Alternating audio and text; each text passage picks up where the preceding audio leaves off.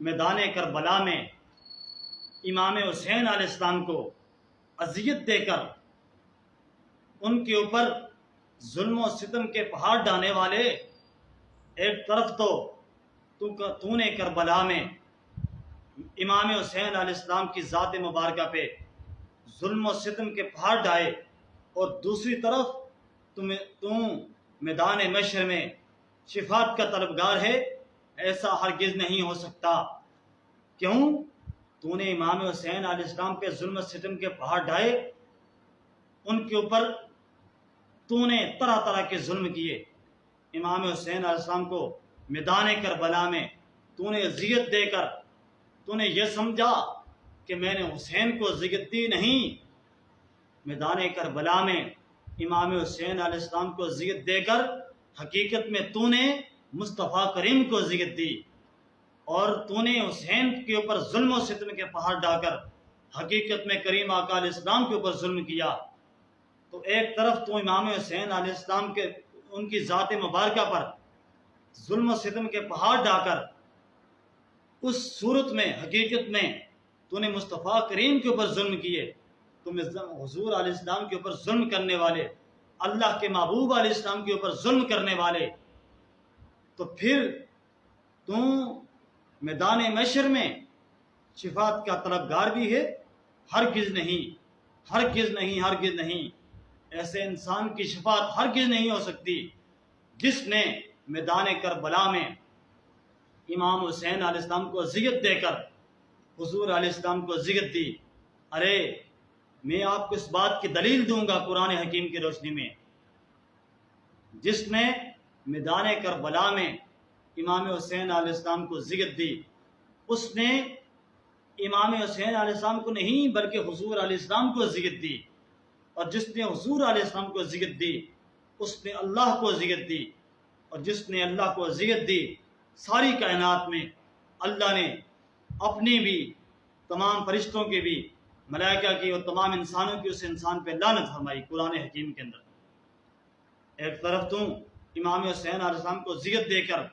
تو نے حضور علیہ السلام کو اذیت دی، امام حسین علیہ السلام کو تکلیف دے کر تو نے کریم آقا علیہ السلام کو تکلیف دی۔ آقا علیہ السلام نے، اب اس بات کا ثبوت سنیے، ثبوت میں آپ کے سامنے پیش کرتا ہوں۔ صحیح بخاری شریف، صحیح مسلم شریف، کئی مستند کتب حدیث اس بات کی شاہد ہیں کہ کریم آقا علیہ السلام کی ایک حدیث طیبہ کے یہ مفہوم ہے۔ آقا علیہ السلام نے ایک حدیث طیبہ کے اندر فرمایا، حدیث پاک کا مفہوم آپ کے سامنے پیش کرتا ہوں، کہ جس شخص نے مدینہ شریف کے درختوں کو کاٹا، درختوں کے اوپر چھری چلائی، جس نے مدینہ طیبہ کے درختوں کے اوپر چھری چلائی، تو اس نے درختوں کو کاٹنے کے بعد، چھری چلانے کے بعد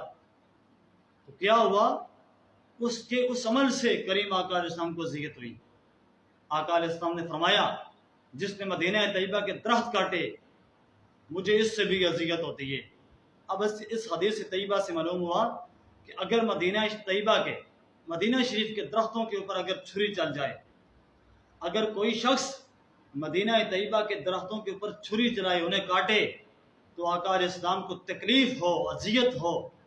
تو پھر اس حسین کی گردن پہ کوئی چھری چلائے،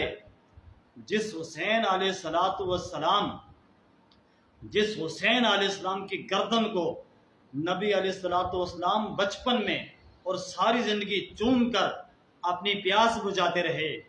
اگر اس حسین علیہ السلام کی گردن پہ کوئی چھری چلائے تو آقا علیہ السلام کو اذیت نہ ہو، استغفر اللہ معاذ اللہ، کس قدر اذیت اور دکھ اور تکلیف ہوگا۔ جس نے میدان کربلا میں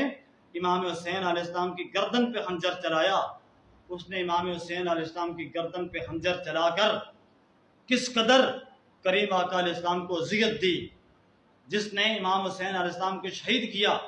اس نے امام حسین علیہ السلام کو شہید کر کے کس قدر آقا علیہ السلام کو اذیت اور دکھ دیا، اور جس نے آقا علیہ السلام کو دکھ اور اذیت دی اس کے بارے میں اللہ رب العزت نے کیا فرمایا؟ اللہ رب العزت نے قرآن حکیم کے اندر ارشاد فرمایا، ایک آیت طیبہ کا ترجمہ پیش کرتا ہوں، کہ جو لوگ اللہ اور اس کے رسول کو اذیت دیتے ہیں لعنہم اللہ فی الدنیا والآخرہ، اللہ رب العزت نے ان کے اوپر دنیا اور آخرت میں لعنت کی۔ اب آئیے، جن لوگوں نے اللہ اور اس کے رسول کو اذیت دی، اب کائنات میں اللہ کو کون اذیت دے سکتا ہے؟ اللہ کو کون دکھ دے سکتا ہے؟ اللہ کو کوئی اذیت نہیں دے سکتا، دکھ نہیں دے سکتا۔ وہ وحدہ لا شریک ذات، اس کو کائنات میں کوئی دکھ کوئی تکلیف دے نہیں سکتا۔ اگر اس کو کوئی دکھ نہیں دے سکتا، تکلیف نہیں دے سکتا، تو پھر رب ذوالجلال نے جو یہ فرمایا کہ لعنہم اللہ فی الدنیا والآخرہ، کہ جن لوگوں نے اس آیت سے پیچھے یؤذون اللہ ورسولہ، کہ جن لوگوں نے، جو لوگ یؤذون اللہ، جو اللہ کو اذیت دیتے ہیں، ورسولہ، اور اس کے رسول کو اذیت دیتے ہیں، لعنہم اللہ فی الدنیا والآخرہ، لعنت ہو ان کے اوپر دنیا میں بھی اور آخرت میں بھی۔ جن لوگوں نے اللہ کو اذیت دی، اللہ کو اذیت کیسے ہوتی ہے؟ اللہ کو اذیت ایسی ہوتی ہے کہ کائنات میں کوئی شخص تو اللہ کو اذیت دے نہیں سکتا۔ ہاں، اگر کائنات میں کسی نے حضور علیہ السلام کو اذیت دی، حضور علیہ السلام کو دکھ دیا، جس نے اس کائنات میں اللہ کے محبوب کو اذیت دی، اللہ کے محبوب کو دکھ دیا، اس نے بظاہر تو اللہ کے محبوب کریم آقا علیہ السلام کو دکھ دیا، بظاہر تو کریم آقا علیہ السلام کو اذیت دی، مگر حقیقت میں کریم آقا علیہ السلام کو دکھ دینے والا، حقیقت میں کریم آقا علیہ السلام کو اذیت دینے والے نے، حقیقت میں کریم آقا علیہ السلام کو دکھ دینے والے نے اللہ کو اذیت دی۔ آقا علیہ السلام کی اذیت کو رب ذوالجلال نے اس آیت کے اندر، یؤذون اللہ ورسولہ، اس آیت طیبہ کے اندر اللہ رب العزت نے کریم آقا علیہ السلام کی اذیت کو، دکھ کو، اپنی اذیت، اپنا دکھ قرار دے دیا۔ یعنی جس نے میرے محبوب کو کائنات میں اذیت دی، جس نے اس کائنات میں میرے محبوب علیہ السلام کو اذیت دی، دکھ دی، بظاہر تو اس نے کریم آقا علیہ السلام کو اذیت دی، لیکن دراصل حقیقت میں اس نے حضور علیہ السلام کو اذیت دے کے، دکھ دے کے، حقیقت میں اس نے اللہ کو اذیت دی، اللہ کو دکھ دیا۔ اور جس نے اللہ کو دکھ دیا، اذیت دی، لعنہم اللہ فی الدنیا والآخرہ، اللہ نے اسے، اس پر دنیا اور آخرت میں لعنت کر دی۔ یہاں تک تو ہم نے سمجھا کہ جس نے آقا علیہ السلام کو اذیت دی، دکھ دی، اس نے اللہ کو دیا، اور جس نے اللہ کو دکھ دی، تکلیف دیا، جس نے اللہ کو دکھ دیا، تکلیف دی، اس کے اوپر اللہ نے دنیا اور آخرت میں لعنت کی۔ یہاں تک تو ہم نے بات سمجھی۔ آئیے آپ دیکھتے ہیں کہ آقا علیہ السلام کو جو اذیت دیتا ہے، کفار نے بھی کئی طرح سے آقا علیہ السلام کو اذیت دی۔ اب ہم اس بات کو جوڑتے ہیں میدان کربلا میں، میدان کربلا کو آقا علیہ السلام کی اذیت کے ساتھ جوڑتے ہیں۔ استغفر اللہ، معاذ اللہ، کہ جن لوگوں نے کربلا کے میدان میں آقا علیہ السلام کے نواسے پہ ظلم کیے، آقا علیہ السلام کے نواسے کو طرح طرح کے ظلم و ستم سے گزارا، جن لوگوں نے میدان کربلا میں امام حسین علیہ السلام پر ظلم و ستم کے پہاڑ ڈھا کر انہوں نے یہ سمجھا ہم نے حسین علیہ السلام پہ ظلم کیے، نہیں، جن لوگوں نے کربلا میں، میدان کربلا میں امام حسین علیہ السلام پر ظلم و ستم کر کے اگر یہ سمجھا کہ ہم نے حسین پہ ظلم کیے، نہیں، معاذ اللہ، انہوں نے امام حسین علیہ السلام پر ظلم کر کے دراصل حقیقت میں حضور علیہ السلام پہ ظلم کیے۔ جن لوگوں نے کربلا میں امام حسین علیہ السلام کو اذیت دی،